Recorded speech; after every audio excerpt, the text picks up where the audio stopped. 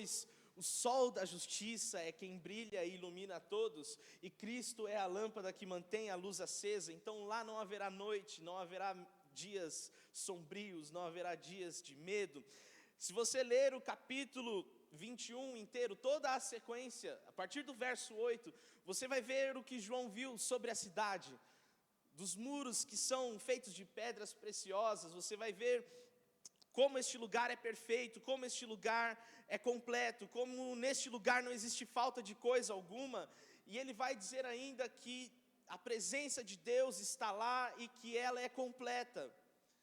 Então é isso que nos espera, essa é a expectativa que nós temos, e é este o lugar para onde nós esperamos ir, quando Cristo voltar. E no verso 1 e 2 que nós lemos, nós compreendemos a visão de João, que viu essa cidade maravilhosa descendo do céu, como uma noiva belamente vestida para o seu marido. E quando nós olhamos para essa perspectiva de uma nova terra, de um novo céu, de viver coisas grandiosas, nós não podemos nos esquecer em momento algum que aqueles que acreditam nessa restauração precisam ter a sua esperança, precisam ter no seu coração essa esperança. O coração daqueles que acreditam na restauração de todas as coisas, o coração daquele que vive e crê nisso, precisa ser um coração esperançoso. Não dá para acreditar que uma pessoa que crê num novo céu, numa nova terra, numa cidade perfeita, num lugar assim, não dá para pensar que uma pessoa que acredita nisso não consegue ter esperança no seu dia. Não dá para acreditar que uma pessoa que experimenta a fé de viver a vida eterna com Cristo consiga ter um coração sem esperança. E eu disse que eu queria trazer algo mais prático, então nós podemos levar isso para o nosso dia a dia. Como que nós, cristãos, podemos crer numa terra maravilhosa dessa, onde as ruas são de ouro, onde os muros da cidade são feitos de pedras preciosas, e não conseguimos acreditar que Deus pode cuidar do nosso amanhã? Como que nós, cristãos, podemos pensar que Deus preparou algo tão incrível no céu e tão grandioso na eternidade para nós, num lugar onde as coisas são boas e perfeitas, e não conseguimos ter a confiança de que esse mesmo Deus que cuidou e fez todas essas coisas para nós, não vai cuidar de nós no nosso dia a dia? Por isso que o coração de quem vive essa esperança para algo eterno não deve ser um coração abatido pelas dificuldades.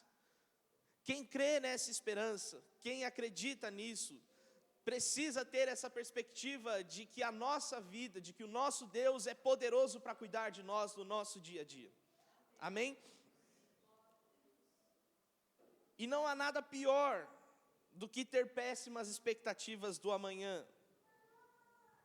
Não tem coisa pior do que você, e eu vou trazer algo prático, você trabalha e aconteceu alguma situação ruim no seu trabalho, no seu negócio, na sua empresa, e você sabe que amanhã você tem que resolver um problema que você não consegue dar solução.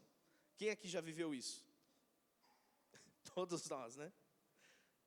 Irmãos, o que a Bíblia espera de nós como cristãos não é ser super-homens ou super-mulheres que têm solução para tudo, ou que são protegidas numa caixinha por Deus e que nunca vão viver por adversidades. O que se espera dos cristãos é confiança no Deus que pode resolver as coisas que nós não podemos resolver. Eu quero ler com vocês, e eu vou me fugir do texto unicamente para trazer esta aplicação para nós. Mateus capítulo 6, verso 25, um texto muito conhecido, mas muito difícil de se aplicar. Por isso eu lhes digo que não se preocupem com a vida diária, se terão o suficiente para comer, beber ou vestir. A vida não é mais que comida e o corpo não é mais que roupa. Observem os pássaros, eles não plantam, não colhem, nem guardam alimento em celeiros, pois seu Pai Celestial os alimenta. Acaso vocês não são muito mais valiosos do que os pássaros? Qual de vocês, por mais preocupado que esteja, pode acrescentar ao menos uma hora na sua vida? E por que se preocupar com a roupa? Observem como crescem os lírios do campo, não trabalham nem fazem roupas. E no entanto, nem Salomão em toda a sua glória se vestiu como eles. E se Deus veste com tamanha beleza as flores silvestres que hoje estão aqui e amanhã são lançadas ao fogo, não será muito mais generoso com vocês, gente de pequena fé? Portanto, não se preocupem dizendo o que vamos comer, o que vamos beber, o que vamos vestir. Essas coisas ocupam os pensamentos dos pagãos, mas seu Pai Celestial já sabe do que você precisa. Entende?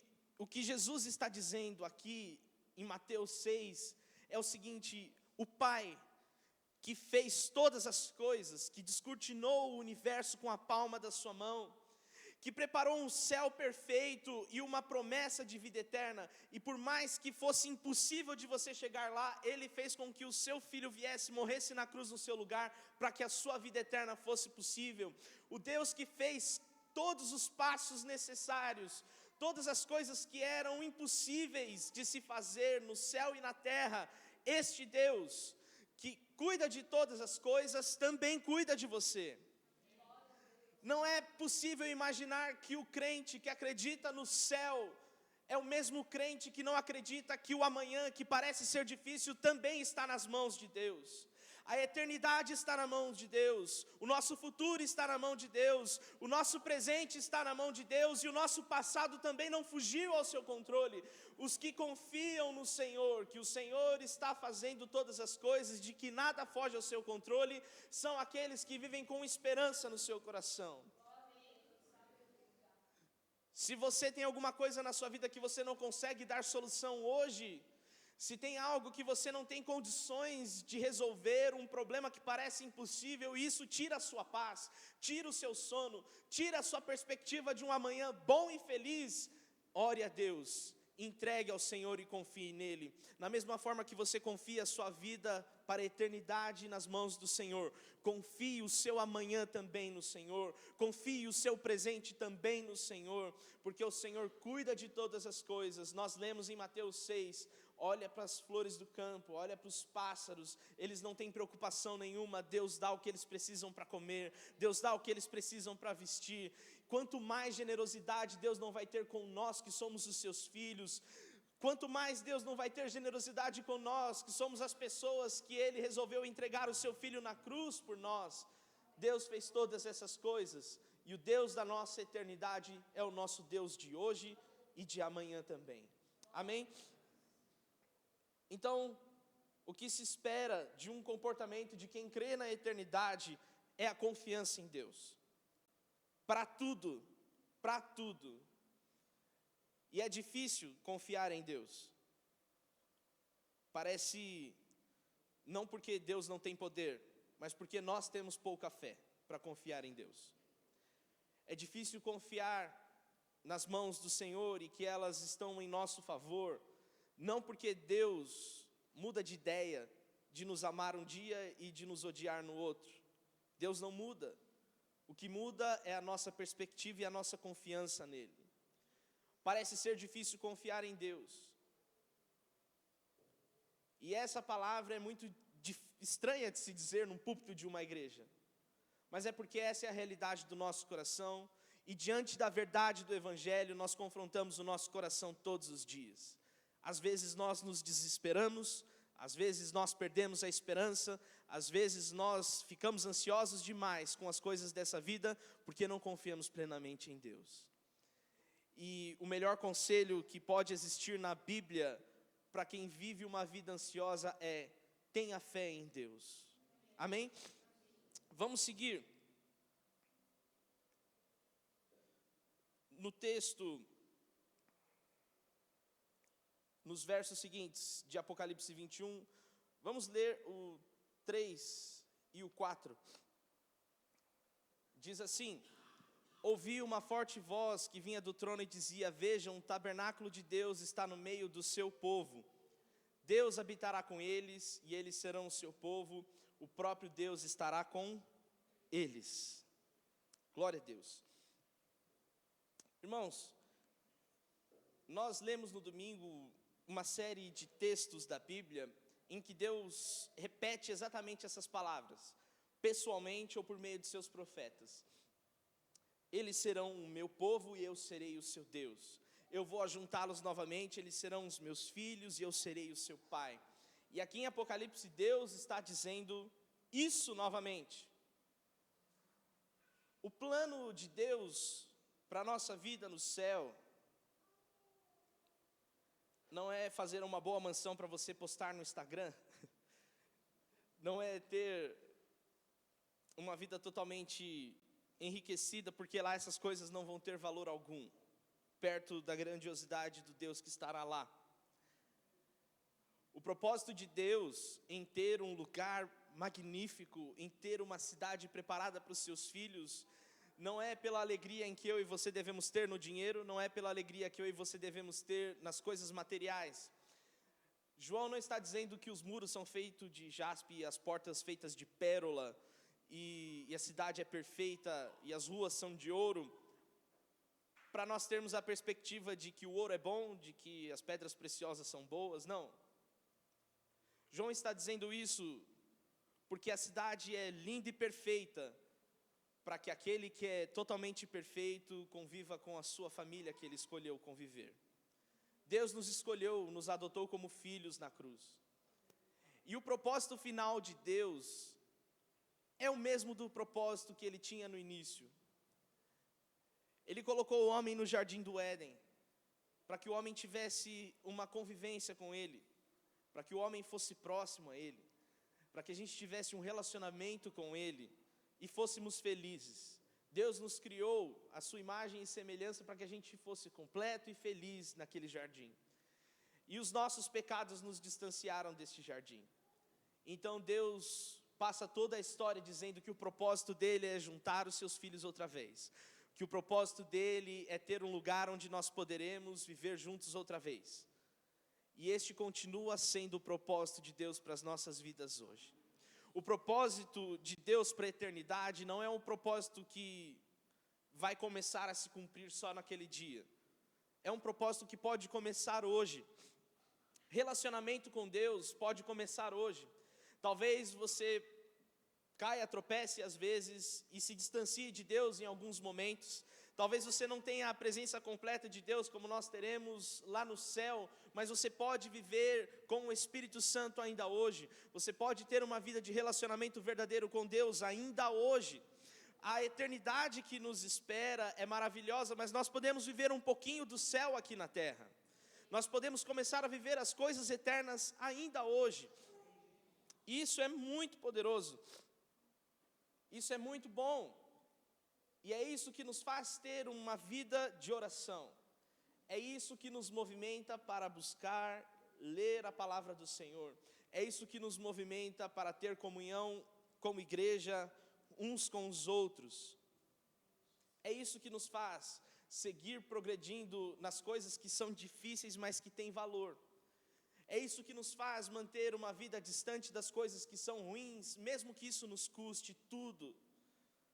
Porque o projeto de Deus para a eternidade é ter os seus filhos de volta com Ele, para sempre e para sempre. Mas enquanto essa realidade não se cumpre na eternidade para nós, nós podemos viver hoje com Deus. Nós podemos ter a presença do Espírito Santo hoje no nosso coração. Nós não precisamos esperar chegar ao céu para ter uma paz que vem de Deus. Nós podemos ter o Espírito Santo no nosso coração e ter paz mesmo neste mundo doido. Nós podemos começar a viver um pouquinho do céu hoje, se nós buscarmos a presença de Deus e viver com Ele no nosso dia a dia. Amém? E este relacionamento só pode vir por meio de uma vida de convivência com o Espírito. Somente aqueles que oram, somente aqueles que se dedicam a meditar na palavra do Senhor, somente aqueles que abandonam as velhas práticas são capazes de ter uma vida em que se perceba a presença de Deus. Amém? Vamos seguir o verso 6 e 7. Nós vamos falar de muitas coisas legais. Ele disse ainda: está terminado. Eu sou o alfa e o ômega, o princípio e o fim. A quem tiver sede, darei de beber gratuitamente das fontes da água da vida. O vitorioso, herdará todas essas bênçãos. Eu serei seu Deus e ele será o meu filho. Eu separei 2 exemplos bons de como nós podemos pegar a nossa vida hoje e levar ela um pouquinho mais perto da eternidade, mesmo que ela pareça distante. Vamos pensar o seguinte, hoje se fala muito em investimento, né? Se você passa seu celular aí, aparece lá, invista nisso, invista naquilo, e não está escrito nos papéis da história o quanto as pessoas já se deram mal fazendo um investimento ruim, não é verdade? Não vou nem perguntar quem aqui já fez um investimento ruim. Mas eu quero dar um exemplo aqui para você, e você é uma pessoa inteligente e você vai entender isso. Imagine que eu diga para você que tem um investimento bom e maravilhoso para você fazer, para a sua vida, e você vai aplicar um dinheiro num banco, num investimento, e este investimento, ele te dá 5 vezes o que você colocou lá, em um mês, imediato. Seria bom, não seria? Opa, vou botar R$1.000, daqui um mês eu vou tirar 5. Quem guardou mais e tem 10, daqui um mês vai tirar 50. Isso é bom, isso é maravilhoso. Só que aí começam a surgir as notícias de que as pessoas que colocaram o seu dinheiro neste banco estão perdendo tudo que colocaram, não estão conseguindo retirar nada, nem o que colocaram. Isso não é uma notícia nova, mas se você ligar a TV, você vai ver uma notícia como essa. Todos os dias surge uma pirâmide financeira nova, com uma oportunidade maravilhosa em que as pessoas colocam a sua confiança, o seu dinheiro. Eu já vi pessoas chorando porque venderam uma casa, um bem que receberam de herança, colocaram todo o dinheiro num investimento ruim assim e perderam tudo. E a verdade é que a nossa vida, não vou dizer que é como um investimento, mas assim como tudo que nós fazemos, uma hora a conta vai chegar das nossas escolhas. E as pessoas que escolhem colocar a sua vida nas coisas deste mundo são como essas pessoas que colocam o seu investimento esperando receber algo bom e imediato. Aqueles que vivem para este mundo, para essa vida, são como esses que confiam em notícias de coloque R$100 aqui e ganhe 500 daqui um mês. A nossa vida é uma vida em que as coisas se conseguem tudo muito difícil, porque nós precisamos viver honestamente, precisamos seguir as coisas como Deus nos disse para seguir, precisamos abandonar a prática do pecado. Tudo isso nos custa, tudo isso nos custa mais do que nos traz coisas que alentam o nosso coração. O Evangelho nos tira mais coisas do que nos recompensa. Se for colocar em quantidade, nós abandonamos 1000 coisas para receber uma só. Nós abandonamos o pecado, que é bom, nós abandonamos as velhas práticas que pareciam ser boas, nós abandonamos uma vida totalmente dissoluta para viver a vida com Deus, nós abandonamos 1000 coisas para receber uma, e essa uma coisa é a vida eterna. Não coloque sua confiança nas coisas deste mundo, porque as coisas deste mundo são um investimento falido. Este mundo tem os dias contados, essa terra tem os seus dias contados. A Bíblia nos ensina isso. Não juntem tesouros aqui neste mundo, onde a traça pode corroer e o ladrão pode levar. Ajunte tesouros no céu, onde nunca vão acabar. Amém? E nesses 2 últimos versos, nós lemos que Deus estava dizendo ainda, João teve essa visão de Deus dizendo, está terminado, eu sou o alfa e o ômega, o princípio e o fim. E no verso 7 ele vai dizer, o vitorioso herdará todas essas bênçãos. O vitorioso herdará todas essas bênçãos. A Bíblia usa uma série de subterfúgios da época para poder dizer às pessoas algo que fosse mais fácil de compreender. E ela fala muito sobre corrida, né? Aquele que correr e chegar até o final vai herdar essas coisas. E quando fala aqui do vitorioso, ela está dando um exemplo assim. O vitorioso, aquele que conseguir chegar no final da maratona. E eu, lendo esse texto, eu gosto muito de assistir corrida, mas corrida de carro. Gosto de assistir Fórmula 1, gosto de assistir Stock Car, qualquer coisa que estiver passando de corrida de carro, eu gosto de assistir. E tem uma corrida no automobilismo que chama as 24 horas de Le Mans. Os pilotos pegam o carro e começam a correr com a sua equipe. E eles correm 24 horas seguidas. A questão é, não basta ter um carro apenas rápido, veloz. Tem que ser um carro resistente. Porque se você correr muito rápido, você pode correr. As primeiras 2 horas, nossa, eu estou lá, estou na frente, corri, estou ganhando de todo mundo. Mas se o seu carro não aguentar correr 24 horas, não serve para nada. E o que Deus está falando aqui é uma palavra para aqueles que conseguiram chegar no final da corrida. Que chegaram com os pneus desgastados, que chegaram com o carro cambaleando, que chegaram quase sem combustível, mas chegaram no final. A vida eterna não é para aqueles que arrancam bem.